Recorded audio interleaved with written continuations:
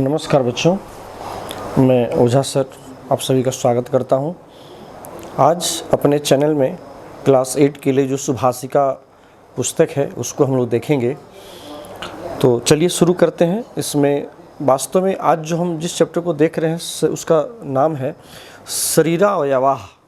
शरीर के अवयव मतलब हमारे शरीर के कौन कौन से अवयव हैं, अंग हैं, उसके विषय में आज हम लोग इस चैप्टर में पढ़ेंगे, जो कि स्पेशली कहें तो ये JCRT के तहत ये पुस्तकें चलती हैं। तो चलिए शुरू करते हैं इसको। एक और रिक्वेस्ट है, जिन बच्चों ने अभी तक हमारे चैनल को सब्सक्राइब नहीं किए हैं या लाइक नहीं किए हैं, शेयर नहीं किए हैं, आप ज़रूर इसे करें। इसमें पहला है, यहाँ पर जो ये पंचम पाठ है, ध्यान रखिएगा, ये पंचम पाठ है अध्यापक। यहाँ पर अध्यापक और छात्र के माध्यम से शरीर के अवयव का परिचय कराया गया है बच्चों को कि किस शरीर के किस अंग का क्या वर्क है, क्या कार्य है। तो अध्यापक कहते हैं, भो छात्राः भवन्तः शरीरस्य महत्वं जानन्ति किम। हे छात्र, आप शरीर के महत्व को जानते हैं क्या? सभी छात्र कहते हैं, आम महोदय, हम महोदय, वयम जानीमः, हम जानते हैं। अध्यापक फिर कहते हैं, यथा अहम प्रदर्शयामि तथा सर्वे प्रदर्शयन्तु। कहता है जिस प्रकार से मैं प्रदर्शित करता हूँ, दिखा रहा हूँ, उसी प्रकार से आप सभी भी प्रदर्शित करें, अंगों का प्रदर्शन करें, बताएं। सभी छात्र कहते हैं, आम, हाँ, प्रदर्शयाम, हम लोग प्रदर्शित करेंगे, हम लोग भी बताएंगे, दिखाएंगे। अध्यापक कहते हैं, एषः मम शिरः, यह मेरा सिर है, सिर की तरफ इशारा करके। सभी छात्र कहते हैं, एषः मम शिरः, यह मेरा सिर है। सभी छात्र भी इस बात को दोबारा रिपीट करते हैं। अध्यापक कहते हैं, रेखा भवत्याः कर्णौ कुत्र। भवत्याः आपका, भवती शब्द स्त्रीलिंग का रूप है, षष्ठी एकवचन में। कहता आपका दोनों कान कहाँ है? रेखा कहती है, एतौ मम कर्णौ, अपने दोनों कानों की तरफ इशारा करते हुए कहते हैं कि एतौ मम कर्णौ, ये मेरे दोनों कान हैं। ठीक है। अध्यापक, भवान कर्णाभ्याम किम करोति, आप कानों से क्या करते हो? अभिषेक कहता है, अहम कर्णाभ्याम शृणोमि, मैं कानों से सुनती हूँ, सुनता हूँ। ठीक है। अध्यापक कहते हैं, भवतः नेत्रे कुत्र, आपके दोनों नेत्र कहाँ हैं? कैलाश कहता है, एते मम नेत्रे, ये मेरे दोनों नेत्र हैं। ठीक है। अध्यापक, भवान नेत्राभ्याम किम करोति, आप नेत्रों से क्या करते हैं? कैलाश कहता है, अहम नेत्राभ्याम पश्यामि, मैं नेत्रों से देखता हूँ। ठीक है। फिर अध्यापक कहते हैं, माले भवत्याः नासिका कुत्र। हे माला, माला का संबोधन हो गया माले। हे माला, आपका नासिका कहाँ है? नासिका कहते हैं नाक को। माला कहती है, एषा मम नासिका, यह मेरी नासिका है, नाक है। अध्यापक कहते हैं, भवती नासिकया किम करोति, आप नासिका से क्या करती हैं? ठीक है। तब फिर माला कहती है कि अहम नासिकया जिघ्रामि, मैं नासिका से सूंघती हूँ। जिघ्रामि, सूंघना, टू स्मेल, किसी भी चीज़ को सूंघने के लिए हम लोग घ्रा धातु का प्रयोग करते हैं। जिघ्रति, जिघ्रता, जिघ्रंती, इस प्रकार का धातु रूप चलता है। तो यहाँ पर भी जिघ्रामि उत्तम पुरुष एक वचन में हो गया है, मैं अपने नाक से सूंघती हूँ। फिर अध्यापक कहते हैं, भवत्याः मुखे कति दंताः सन्ति, आपके मुख में कितने दांत हैं? दंताः, दंत शब्द है, बहुवचन में हो गया दंताः, कितने दांत हैं? संगीता कहते हैं, मम मुखे द्वात्रिंशत् दंताः सन्ति, कहते हैं मेरे मुख में द्वात्रिंशत्, द्वात्रिंशत् कहते हैं 32, 32 है ना, दंताः सन्ति, दांत हैं। अध्यापक कहते हैं, भवती दंतैः किम करोति, आप जो है अपने दांतों से क्या करती हैं? अध्यापक कहते हैं, ऋषभ। संगीता कहती है, अहम दंतैः भोजनम चर्वणम करोमि, मैं दांतों से भोजन को चबाती हूँ। चर्वणम करोति मतलब चर्वण करना मतलब चबाना। दांतों का कार्य क्या है? किसी भी चीज़ों को चबाते हैं हम लोग।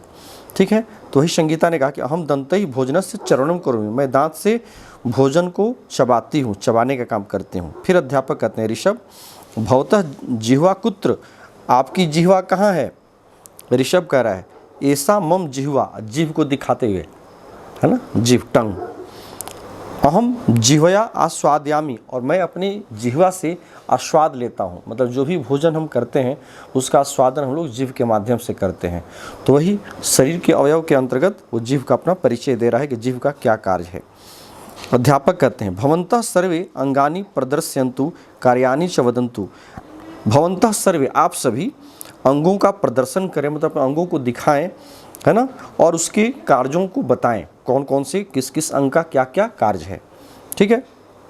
अक्षय कहता है एतौ मम हस्तौ, ये दोनों मेरे हाथ हैं। वयम हस्ताभ्याम कार्यम कुर्मः, हम लोग दोनों हाथों से अपने कार्य को करते हैं, काम करते हैं। फिर आशीष बोल रहा है एतौ मम पादौ, ये मेरे दोनों पैर हैं। वयम पादाभ्याम चलामः, हम दोनों अपने पैरों से चलते हैं। कृष्ण कहता है एतत् मम उदरम, यह मेरा पेट है। ठीक है। ऐसा ग्रीवा, यह गर्दन है। ठीक है।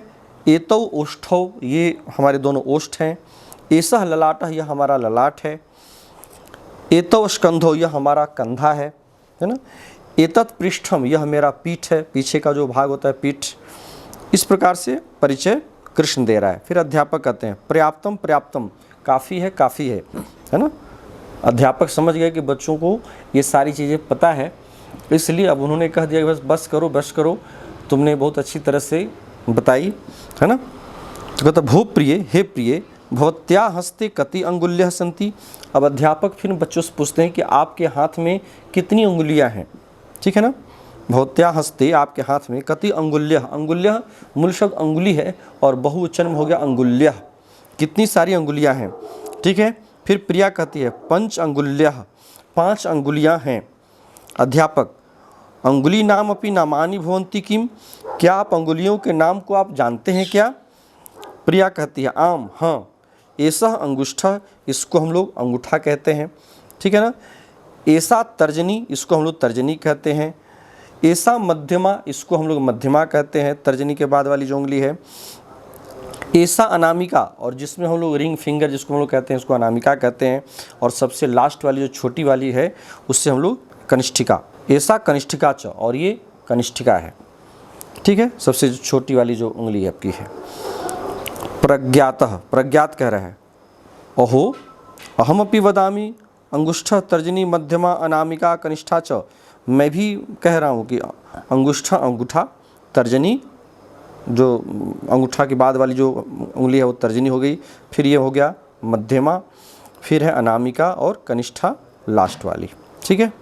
अध्यापक कहते हैं शोभनम, बहुत अच्छी बात है ना। सर्वाणी अंगानी स्वस्थानी भवन्ति, कहते सभी अंग जो है अपने अपने स्थानों पर होते हैं। ठीक है। चेत शरीरम स्वस्थम भवति, जिससे कि आपका शरीर स्वस्थ हो। ठीक है। तथा च स्वस्थे शरीरे एव, और क्या, यदि आपका शरीर स्वस्थ रहता है तो स्वस्थ शरीर में ही आपका स्वस्थ मस्तिष्क का भी वास होता है।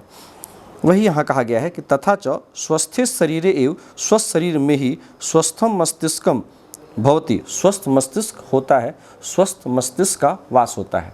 कहने का तात्पर्य है यदि आपका शरीर स्वस्थ नहीं है तो आपका जो माइंड है, आपका जो मस्तिष्क है, वो भी अच्छी तरह से आपका कार्य नहीं करता है।